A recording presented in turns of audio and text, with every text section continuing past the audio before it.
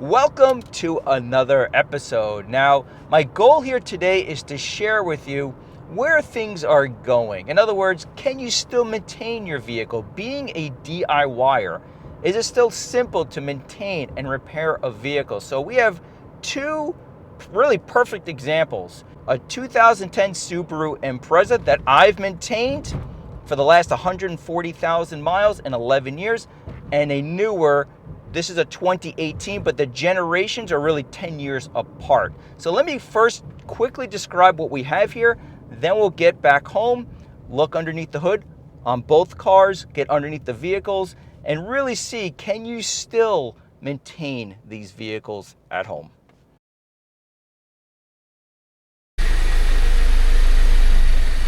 Now the plan was to first show the 2010 and pull it in the garage. Unfortunately, it doesn't want to start, and the positive terminal here, you can see, it's just completely chewed away. So it's the original one. Can't complain after almost 200,000 miles. I just ordered the part. It's going to be here in a few days. But nonetheless, this is the first thing. Check this out. You see why. Well, you'll see why this makes a difference, but see how that shakes? You'll see why I'm showing that here. But this is just the main thing I want to show you guys. Okay, first thing, original hood struts. These have never been replaced. I'll double check my records. I don't remember replacing these. I did replace them once for the trunk, but these have hood struts versus on the newer vehicle it has the traditional stick. But this is the traditional Subaru Boxer engine. So you'll see that the intake here is completely metal. Completely metal. Very easy, I think, car to work on. Parts are cheap, very easy to find parts, which is a huge plus. Of course, our battery, fuse box, starter, original starter still on this vehicle, twin cooling fans, radiator. This has two drive belts. Now, it has one specifically for the AC compressor. This is really a funky. For those of you that have replaced these, you need a special tool to install the belt. I've replaced this maybe 3 times over the years. Here is the power steering pump. Again, this is hydraulic. Okay, so these lines have been replaced, but this is still the original pump. It does whine a little bit, but in cold weather, but not too bad. Right here is where the timing belt is located. Okay, so again, AC compressor, alternator, power steering pump. Down here is the crank. So 2 drive belts. Everything's pretty accessible though. Right here is the air filter, and this is the intake air chamber, I think they call it. But like I said, very, very easy to car to work on. And then this is what's cool. After all of these years, completely dry. This thing does not leak anything. Right there's the oil pan, no leaking. That's a new cat. This is the 3rd catalytic converter. These go through catalytic converters. Back there, that's the automatic transmission pan. 0 leaks. Right here is the diff. A little hard to see from this angle. And then back there is the rear diff. This thing leaks no oil. But of course, I did replace the head gasket. Both of them 130,000 miles, but just 0. Right there's the oil filter. That's the other thing. On this vehicle, the oil filter's on the bottom. The newer vehicle, it's a little bit more accessible. But that's the really wonderful thing about this Subaru. 0 leaks. And then with the newer one, you'll see right off the bat, they installed this rubber insert. So when you close the hood, it doesn't shake any longer. So that's a nice improvement. That, on the 2010, that thing has been shaking since the first day we've had it.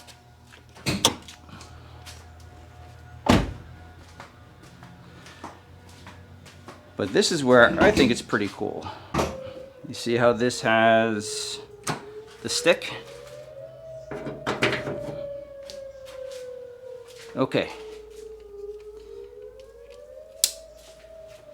Right off the bat, the first thing you'll notice, plastic. This is now plastic. That's the way it is on many, many, many vehicles now. Just turning over to plastic. I forget the resin that it's called, but these molded plastics, they just don't, unfortunately, with the heat cycles, last as long. Intake, we'll see how that turns out. Should be okay. Right here on top is the oil filter. The dealer did replace it. I believe this is a Denso unit, but we'll replace that after 5,000 miles. Same spot for the battery. This looks like this is the original battery. Now in the 2010, that battery lasted almost a decade. So this is now 7 years old. Have to keep an eye on that. Same location for the fuse box. Let's see the starter. Yep, same location. Right there is the starter. The reason why I'm pointing this out, because I've maintained the 2010 for all of these years, the architecture is the same. So for those of you that are familiar with a specific vehicle, this can help you if they generally keep the same architecture. Here's the little intake. Right here is the air box. Same as the 2010, same location, just a little bit thinner. Everything has been thinned up. Right here is the drive belt. Now you'll notice we have the alternator, AC compressor. This looks like a idler.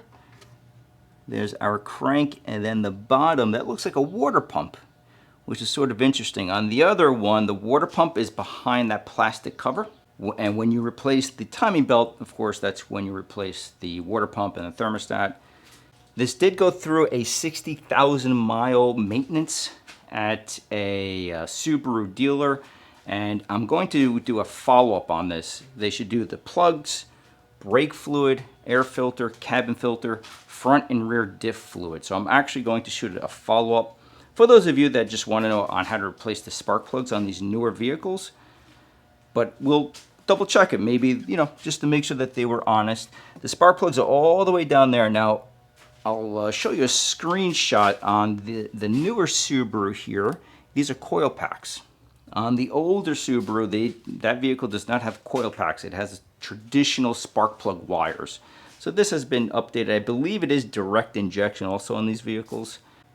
Now underneath, traditional modern vehicle, these plastic belly pans. You just find this on many vehicles. So you have to remove this belly pan if you really want to do any maintenance and inspection and that sort of thing.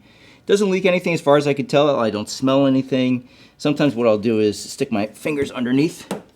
For example, whoops, that opening right there, I don't feel anything. Everything seems pretty dry, but nonetheless, you can see the architecture again is there, but nonetheless, you know, it's just a little bit more labor to do any work on these vehicles.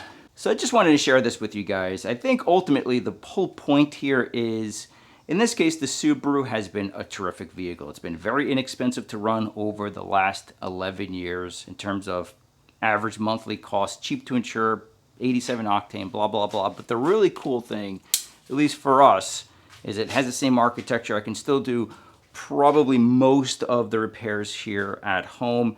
Easier to change the oil because the filter here is on top. But of course, over time, I'm going to do video, spark plugs, diff fluid, trans fluid for sure I'm going to replace. I just have to see about filters and that sort of thing. But that's what we have here, guys. Hope you've enjoyed it. Thank you for watching.